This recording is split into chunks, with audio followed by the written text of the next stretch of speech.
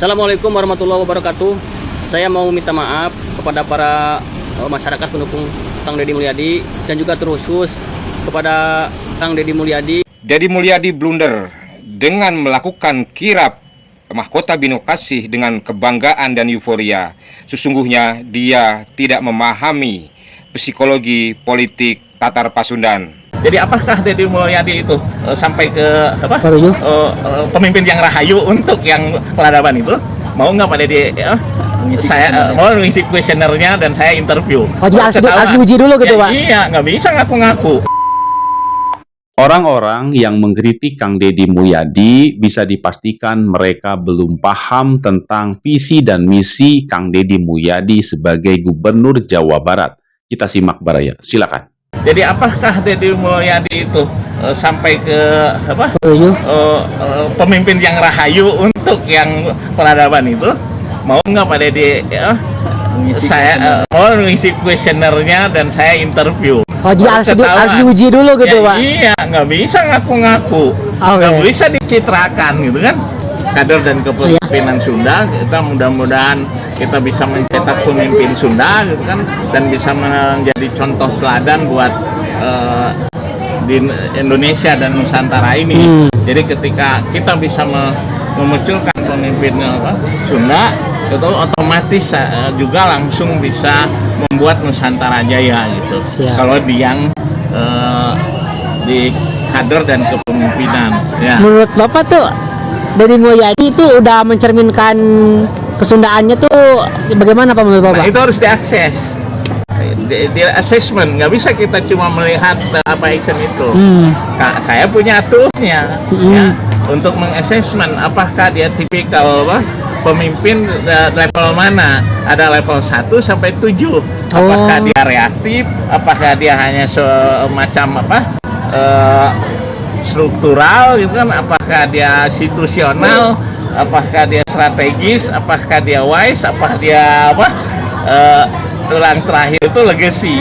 Itu ada kuesionernya. Kalau dia ngisi itu, kemudian kita perhatikan bagaimana dia lagi bertindak, kita bisa petakan dia ada di level mana.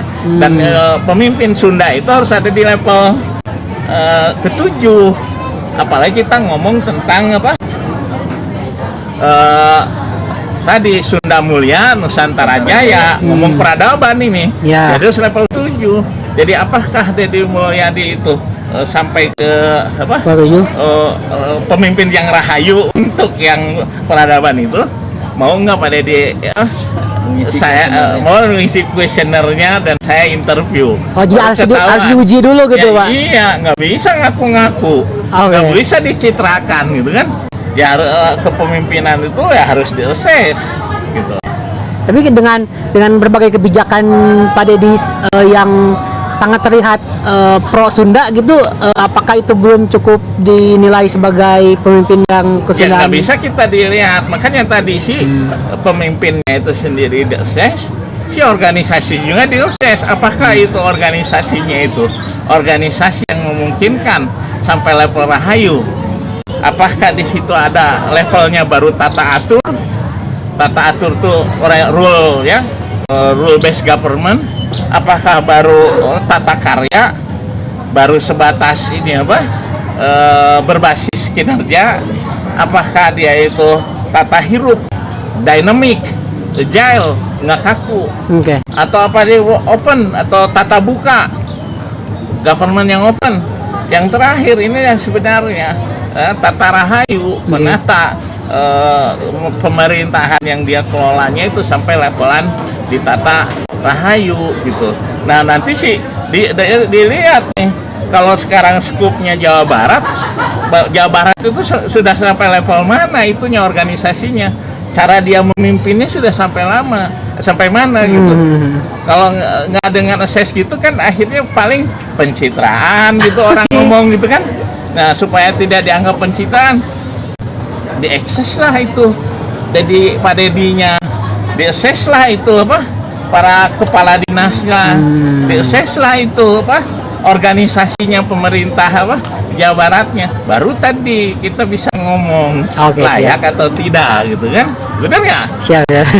Kalau nggak itu nggak ada buktinya ya. Pertanyaan sederhana buat si Bapak yang selalu dipertanyakan oleh para pendukung Kang Deddy Mulyadi terhadap orang-orang yang mengkritik Kang Deddy Mulyadi, yaitu Bapak sudah melakukan apa untuk Jawa Barat ini?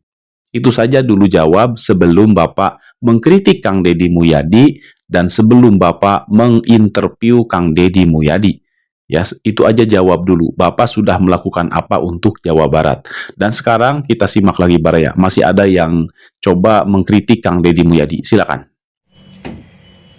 Deddy Mulyadi blunder dengan melakukan kirap mahkota Bino Kasih dengan kebanggaan dan euforia.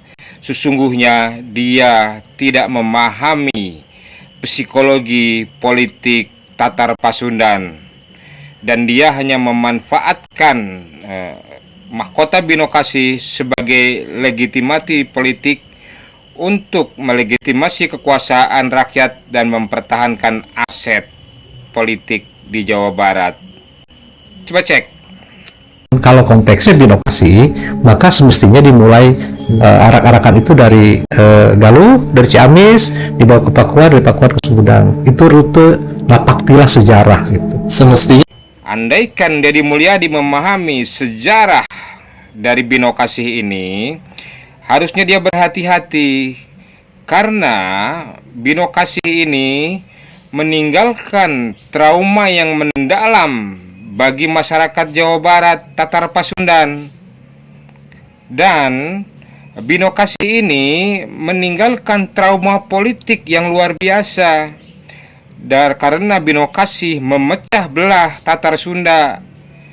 Rakyat Galuh itu yang terluka mempertahankan identitas kegaluhannya dan kebanggaan kegaluhannya sampai saat ini, yang merasa terpisahkan dari Tatar Sunda dengan legitimasi atau pengkotakan bahwa Pajajaran itu identik dengan Pakuan yang ada di Bogor. Andaikan Deddy Mulyadi memahami betapa terjadi luka batin yang sangat besar di saat niskala wastu kencana kehilangan binokasi dan dibawa ke Pakuan oleh Susuk Tunggal karena Dewan Niskala dianggap melanggar adat, maka seluruh rakyat Galuh dan negara-negara vasal yang pro kepada Galuh terluka. Lalu di saat Pamanah Rasa menjadi raja, maka luka itu sembuh.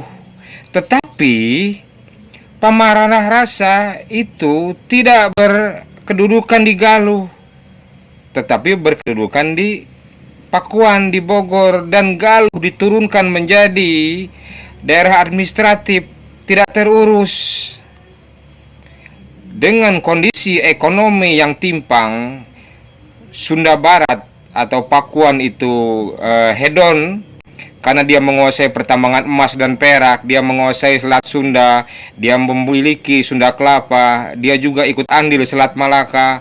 Maka negara ini kaya, sementara kerajaan Galuh dan pendukungnya itu negara miskin, hidup dari agraris, tetapi mereka bangga dengan spiritualitasnya. Belum lagi di saat perpindahan mahkota binokasi ke Sumedang, itu penuh intrik politik. Mahkota binokasi dijadikan alat tukar bagi para politisi yang kehilangan kekuatan di Pakuan, dan itu binokasi dilelang dan akhirnya diterima oleh Sumedang dengan catatan para politisi ring 1 Pangeran Sumedang atau Raja Sumedang itu semua tersingkir, digantikan oleh 4 Kadanggalante ini. Dan pada selanjutnya Kadanggalante ini melakukan politik balas dendam kepada Cirebon, keturunan Sunan Gunung Jati, sehingga Sumedang hancur. Maka binokasi ini Selain dia kebanggaan rakyat Galuh yang dibuat oleh Hyang Bunisora, pada langkah selanjutnya dia menjadi kristalisasi atau menjadi alat tukar politik praktis, alat transaksional. Karena barang siapa yang memegang binokasi, dia memiliki legitimasi rakyat dan melindungi aset politik di Tatar Sunda. Itu yang harus diingat. Kenapa saya akhirnya memahami ternyata Deddy Mulyadi, kesundaan yang dia tunjukkan itu sebenarnya hanya memperalat budaya Sunda untuk kepentingan elektoral. Saya mohon maaf, saya agak keras. Mohon maaf, si Akang ini nampaknya sedang memutarbalikkan fakta. Yang tidak memahami kesundaan itu sebenarnya siapa?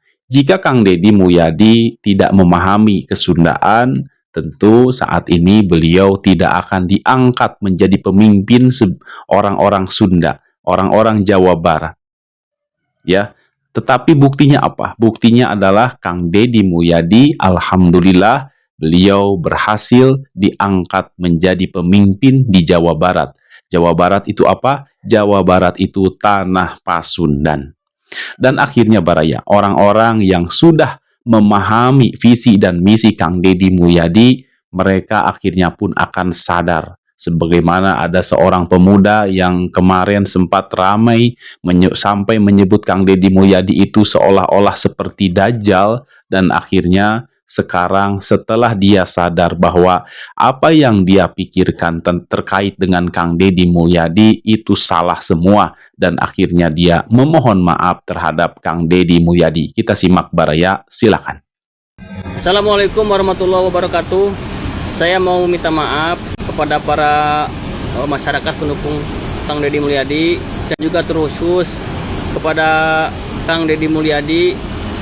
Saya perihal video kemarin yang bikin gaduh, bikin resah masyarakat, bikin sakit hati masyarakat, dan saya tidak bermaksud untuk menyasar kepada personal Kang Deddy Mulyadi, dan saya minta maaf yang sebesar-besarnya.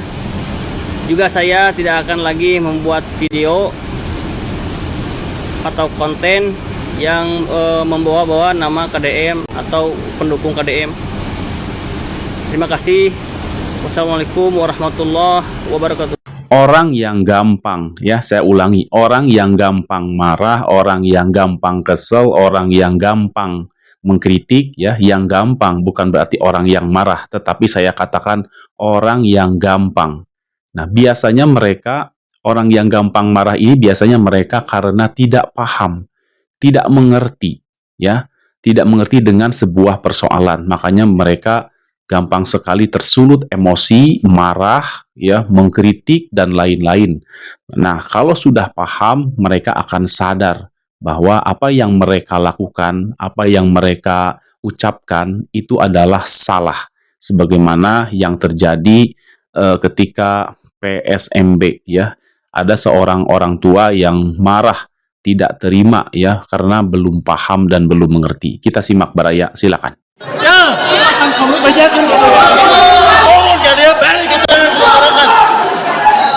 Aisyah kutiluan itu kelas kumaha. Yo, panggil panggil. Ya, sok panggil. Masalah budak aing nyawa na montong buru maneh. Paham tuh? Saya bisa memahami kemarahan Bapak ini karena belum mendapat penjelasan secara teknis dari Dinas Pendidikan. Jadi sebenarnya masalahnya sederhana. Sekarang ini Dinas Pendidikan Provinsi Jawa Barat dan seluruh sekolah SMA dan SMK di Provinsi Jawa Barat sedang melaksanakan PCMB, pemetaan calon murid baru. Belum SPMB, belum sistem penerimaan murid baru, belum. Kalau diibaratkan nikah, ini namanya latihan ijab kabul. Biasanya kalau calon pengantin suka ngapalin dulu. Nah, ini ngapalin dulu agar nanti ketika akad nikah tidak usah berulang-ulang mengucapkan menjadi salah ucapannya. Jadi maka nanti kita ada SPMB. Nah, ketika SPMB ini seringkali orang tua punya waktu yang terbatas untuk mendaftarkan siswanya. Sehingga ketika siswanya tidak diterima di satu sekolah, mengalami kepanikan memilih sekolah lain. Untuk mengurangi kepanikan itu, maka saya menggulirkan kebijakan namanya PCMB. Jadi seluruh siswa SMP Tsanawiyah hari ini mengupload minat menuju sekolah mana. Nanti setelah terpetakan, ternyata misalnya dia dimungkinkan tidak diterima di sekolah A, sehingga ketika nanti di SPMB itu sudah bisa memutuskan dia memilih sekolah lain, tidak lagi mendaftar lagi ke sekolah A karena dimungkinkan tidak diterima. Atau mereka yang sudah diterima sejak sekarang, dalam petanya misalnya dimungkinkan diterima di sekolah A, maka nanti tenang ketika SPMB, nggak usah panik lagi karena sudah potensi 90% diterima. Untuk itu pada seluruh orang tua siswa tidak usah panik, hari ini baru pemetaan, bukan pendaftaran. Untuk itu kita masih punya waktu yang cukup ke depan. Hatur nuhun, mohon maaf atas ketidaknyamanannya. Baik Baraya, semoga saja kita bisa menghadapi segala persoalan dengan tenang dan sabar, sehingga masalah yang kita hadapi ini bisa mendapatkan solusi terbaik. Amin amin ya Allah ya Rabbal Alamin. Demikian, mohon maaf bila ada salah kata. Wabillahi taufiq wal hidayah. Wassalamualaikum warahmatullahi taala wabarakatuh. Terima kasih.